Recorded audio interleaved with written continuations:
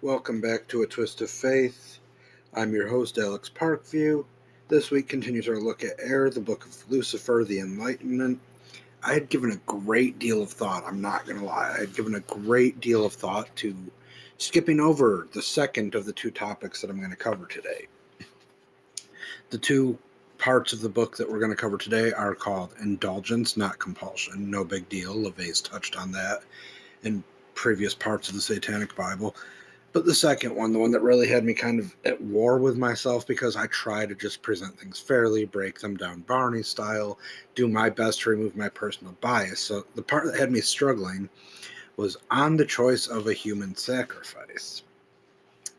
Not exactly a kosher topic, not something that's readily discussed amongst people these days, or any day that I really know of.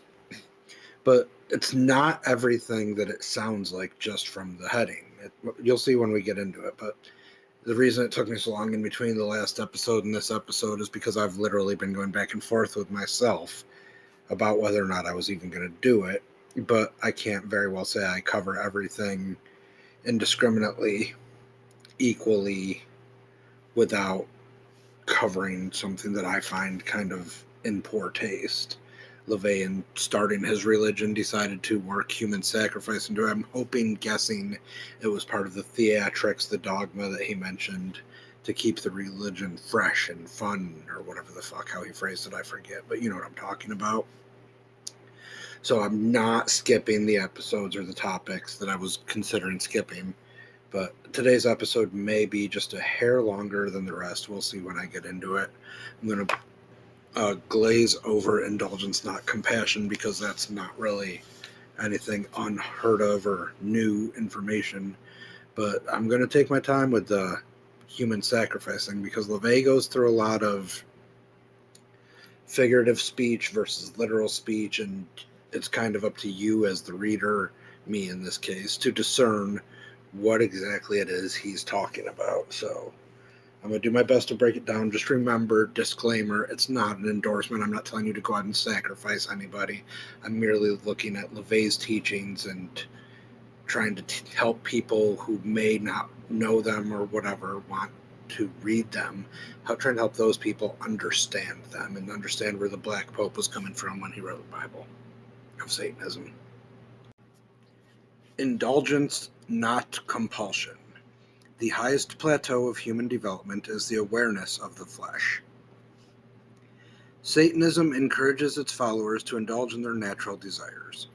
Only by so doing can you be a completely satisfied person with no frustrations, which can be harmful to yourself and others around you. Therefore, the most simplified description of the satanic belief is indulgence instead of abstinence. People often mistake compulsion for indulgence, but there is a world of difference between the two. A compulsion is never created by indulging, but by not being able to indulge. By making something taboo, it only serves to intensify the desire. Everyone likes to do things they have been told not to. Forbidden fruits are sweetest. Webster's Encyclopedic Dictionary defines indulgence thusly: to give oneself up to, not to restrain or oppose, to give free course to gratify by compliance, to yield to. The dictionary definition of compulsion is the act of compelling or driving by force, physical or moral, constraint of the will, compulsory, obligatory. In other words, indulgence implies choice, whereas compulsion indicates the lack of choice. Now, that's pretty much all I'm going to read about the indulgence thing, because LaVey has said from the get-go, 7 deadly sins, do them, because it's all about fulfillment, fulfilling the ego, living your greatest life here on earth, because there is nothing after life on this earth. There is no afterlife. So you indulge in whatever you want, and by doing so and indulging and just going full zest, full bore towards life, then you no longer feel those hidden desires, those little secrets in the dark that you don't want to talk about, because you're doing it all. So there's nothing pushing you, forcing you to act in certain ways, which, my opinion, is bullshit. I mean, there is the subconscious, but indulgence to a degree I think is healthy. LaVey, of course, is not about moderation at all. He's to the extreme. Indulge. You want to fucking eat a fucking turkey every night. You want to have sex 50 times a day as long as you have a willing partner. I will give him kudos there on the willing partner bit. You want to have sex 50 times a day. You want to eat a pie every day. You want to eat a turkey. Do whatever the fuck you want. Indulge. It's your life. Live it. Because once it's done, it's done. You're fucked. You're dead. The end. Game over. So you might as well enjoy it while you're here and while you can. That's literally it. Like, for his indulgence versus compulsion argument. He's saying give in to what you want to give into because you want to give into it. Don't deny yourself something and let it build up that subconscious pushing force that's going to make you act on it. Like, I'll call it the serial killer thing. That repressed anger, repressed emotion that you would see on like Criminal Minds, SVU, where the person was so repressed, and they snapped and they fucking killed everybody. He's saying don't let that happen to you. So to an extent, I feel what he's saying there. Like I said, this was not the taboo part of the potential episode this week. The taboo comes in the next bit. But honestly, just LaVey is all about going all out. I say indulge yourself. I mean, hell, I'm 39, and I fucking sit there and I eat what I want. I drink what I want. I do what I want because I'm grown. I'm empty nested. I have no earthly responsibilities. So I go out and eat the food I want. I drink the shit I want to drink. And I don't really care. Like, my life, I'm not repressed. There's nothing I want to do that I'm not doing, I guess, is the best way. Like, there's things I want to do, and I will do them. I haven't done them yet, but I'm still going to indulge LaVeyism in those things at some point in my life now. So I get where he's coming from. Again, I just think he takes it to the LaVeyan extreme, is what I've come to call these things, where he's saying do it 24/7, do it all the time, fuck, do. Just, like, I think LaVey may have LaVeyed himself to death, honestly. Like, fuck. There's nothing wrong with doing what you want to do. Just take a breather every once in a while. Relax. Nap on the fucking couch. LaVey would encourage that because he's all about sloth from his misinterpretations, as we discussed, of the 7 deadly sins. Just fucking relax. Chill out. Don't always be gung-ho, fucking full bore. Stop and breathe once in a while, for fuck's sake. And now I'm going to get into the part of this Bible that almost made me a hypocrite in my podcast, because I promised full disclosure. I promised a bunch of things when I went into this, and I almost censored a book just because I didn't agree with it. But I always told my kids, I tell people that know me, my dear friends, I may be a lot of fucking things, but a hypocrite I am not. So I'm going to take a quick break just to kind of psych myself up, and then on the choice of a human sacrifice. Here we go, the part that I'm oh so excited to cover. On the choice of a human sacrifice. The supposed purpose in performing the ritual of sacrifice is to throw the energy provided by the blood of the freshly slaughtered victim into the atmosphere of the magical working, thereby intensifying the magician's chances of success. The white magician assumes that since blood represents the life force, there is no better way to appease the gods or demons than to present them with suitable quantities of it. Combine this rationale with the fact that a dying creature is expending an overabundance of adrenal and other biochemical energies, and you have what appears to be an unbeatable combination. The white magician, wary of the consequences involved in the killing of a human being, naturally utilizes birds or other lower creatures in his ceremonies. It seems these sanctimonious wretches feel no guilt in the taking of a non-human life as opposed to a human's. The fact of the matter is that if the magician is worthy of his name, he will be uninhibited enough to release the necessary force from his own body instead of from an unwilling and undeserving victim. Contrary to all established magical theory, the release of this force is not affected in the actual spilling of blood, but in the death throes of the living creature. This discharge of bioelectrical energy is the very same phenomenon which occurs during any profound heightening of the emotions, such as sexual orgasm, blind anger, mortal terror, consuming grief, etc. Of these emotions, the easiest entered into, of one's own volition, are sexual orgasm and anger, with grief running a close third. Remembering that the two most readily available of these three, sexual orgasm and anger, have been burned into man's unconscious as sinful by religionists, it is small wonder they are shunned by the white magician, who plods along carrying the greatest of all millstones of guilt. The inhibitive and asinine absurdity in the need to kill an innocent living creature at the high point of a ritual, as practiced by erstwhile wizards, is obviously the lesser of the evils when a discharge of energy is called for. These poor conscience-stricken fools, who have been calling themselves witches and warlocks, would sooner chop the head off a goat or chicken in an attempt to harness its death agony than have the blasphemous bravery to masturbate in full view of the Jehovah whom they claim to deny. The only way these mystical cowards can ritualistically release themselves is through the agony of another's death, actually their own by proxy, rather than the indulgent force which produces life. The treaders of the path of white light are truly the cold and the dead. No wonder these tittering pustules of mystic wisdom must stand within protective circles and bind the evil forces in order to keep themselves safe from attack. One good orgasm would probably kill them.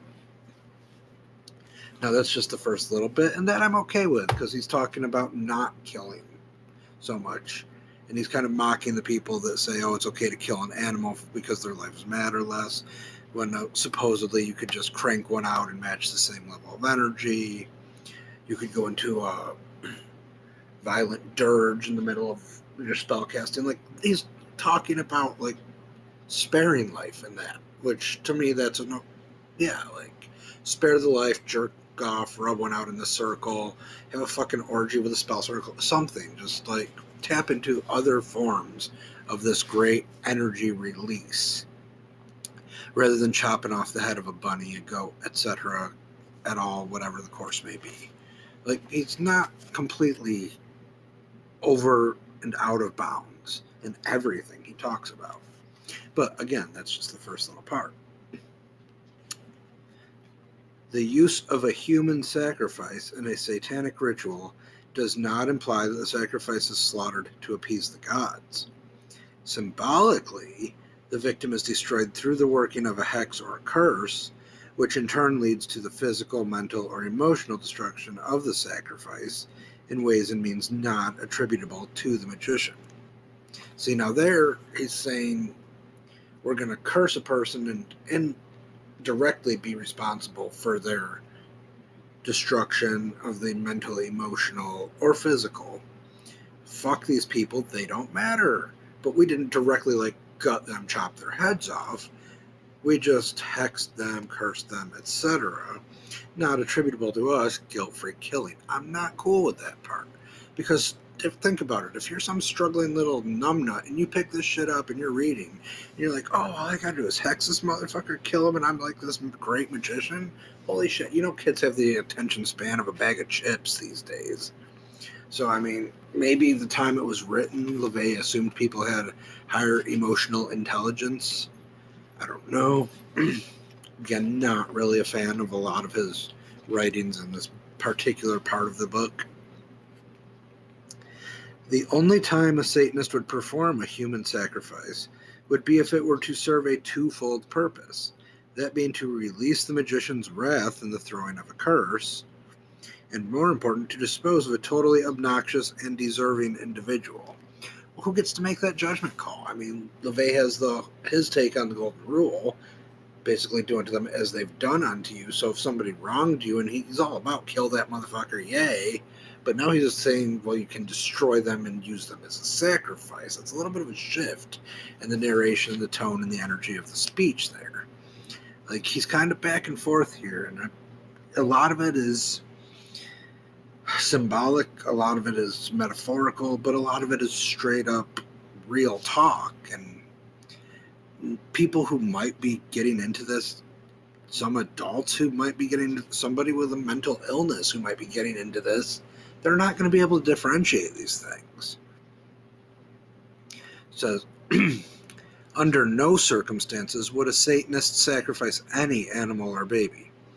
For centuries, propagandists of the right-hand path have been prattling over the supposed sacrifices of small children and voluptuous maidens at the hands of a diabolist. It would be thought that anyone reading or hearing of these heinous accounts would immediately question their authenticity, taking into consideration the biased sources of the stories. On the contrary, as with all holy lies, which are accepted without reservation, this assumed modus operandi of the Satanists persists to this day. There are sound and logical reasons why the Satanists could not perform such sacrifices. Man, the animal, is the Godhead to the Satanist. The purest form of carnal existence reposes in the bodies of animals and human children who have not grown old enough to deny themselves their natural desires. They can perceive things that the average adult human can never hope to. Therefore, the Satanist holds these beings in a sacred regard, knowing he can learn much from these natural magicians of the world. I mean, thank fuck for that. At least he takes the time to say, hey, we're not just going to wildly just slaughter animals and children for these things where we need a human sacrifice.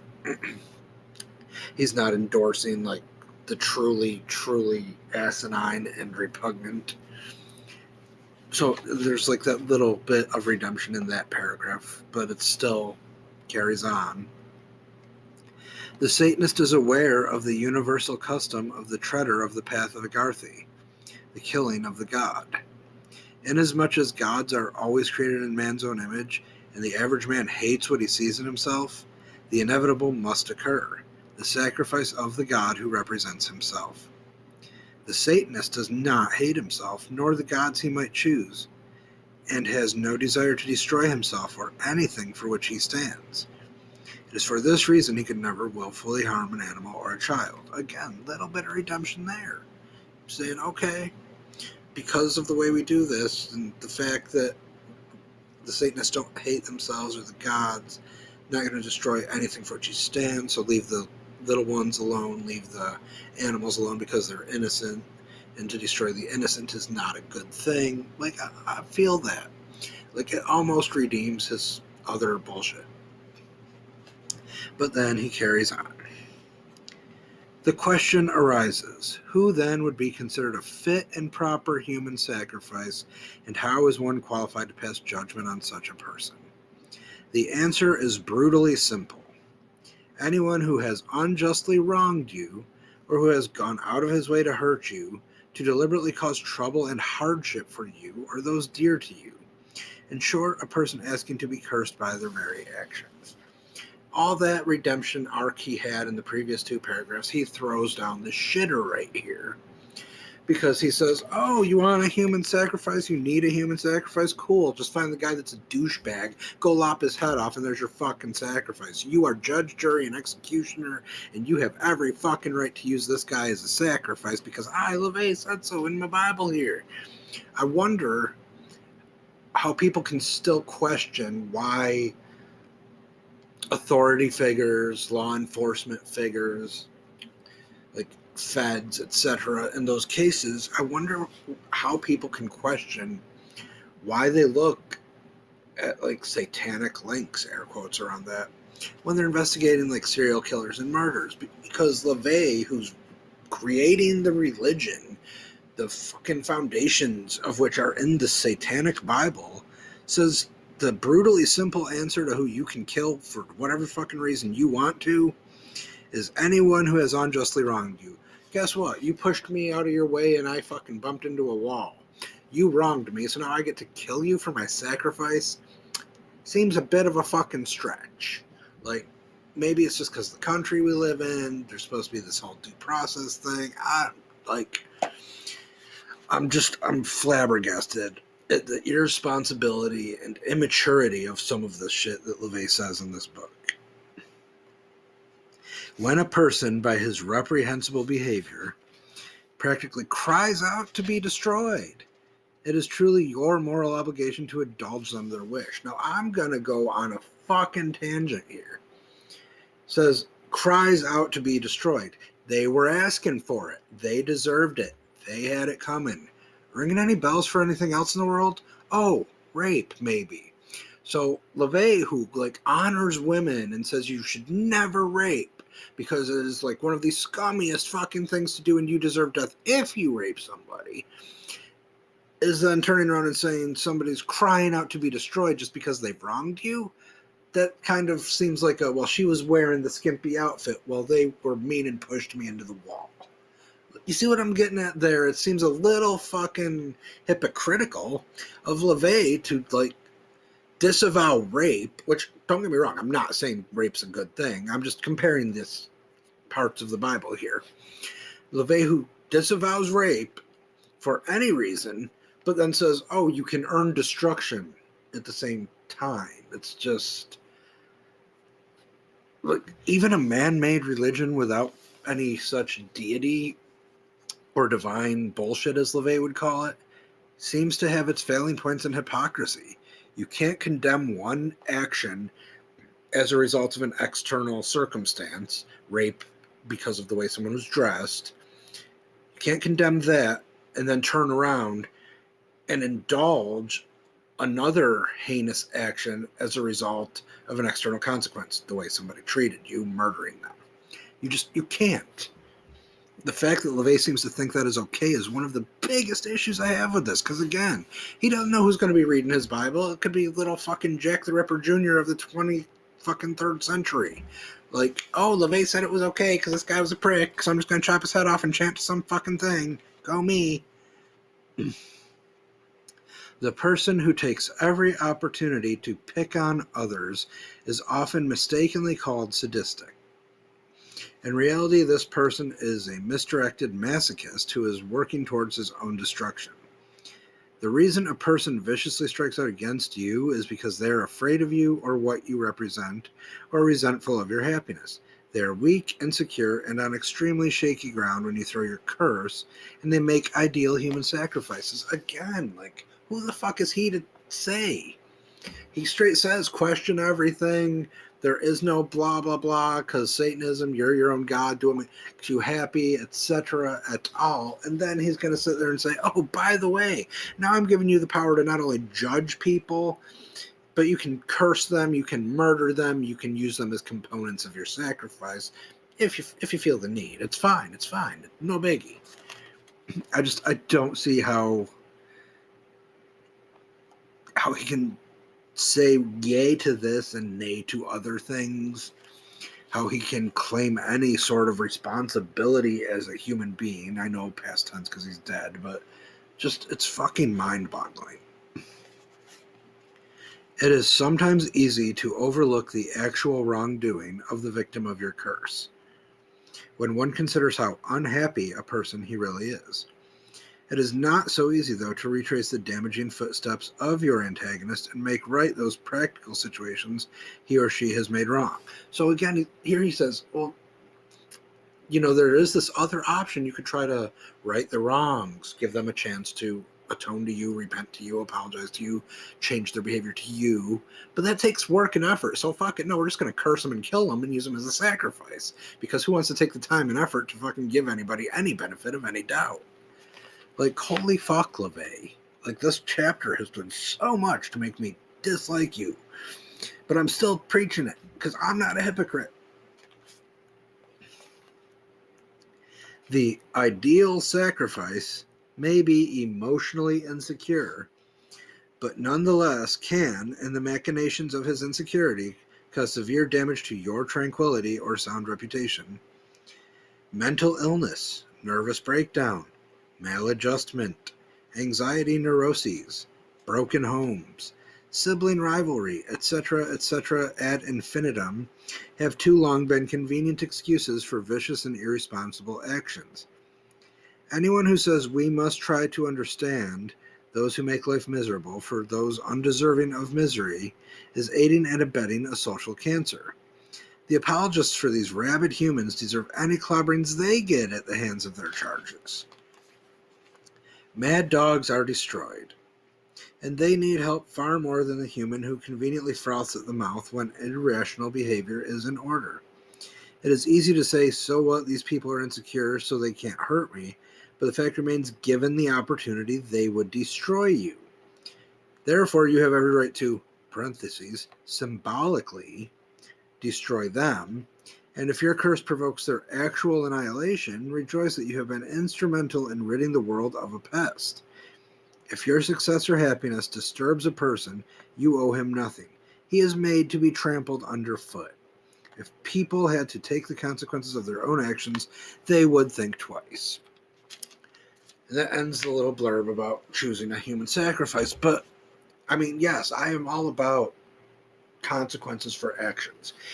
Those of you who are really close to me know that very recently I have taught the ultimate lesson to someone that was once very dear to me. I'm not going into the personal of it, but it was, I had to dig down deep in myself to teach this person that actions have consequences. A lesson they may not have wanted to learn, but I feel like everybody should be personally responsible for their own shit. Does that mean that I am okay with the idea of supposedly symbolically destroying them and actually causing their deaths, going out and actually killing them, sacrificing them because I feel like it could because they hurt my feelings? No. Like, holy fuck. LaVey doesn't want to be seen as evil and satanic, but the left-hand path and like the opposite of the Christian faith. Yes, that's what he claims to want, but then he comes out as evil in this book, saying, oh, somebody hurt you, kill them. Fuck them. Trample them underfoot. They don't fucking deserve the time of day. Screw those stupid assholes who had the fucking sense or nonsense or lack of sense to fucking disrupt your life in a negative manner. They don't deserve a life of their own. They can just fucking rot. And I get to be the fucking one to make them rot because LaVey said it's okay.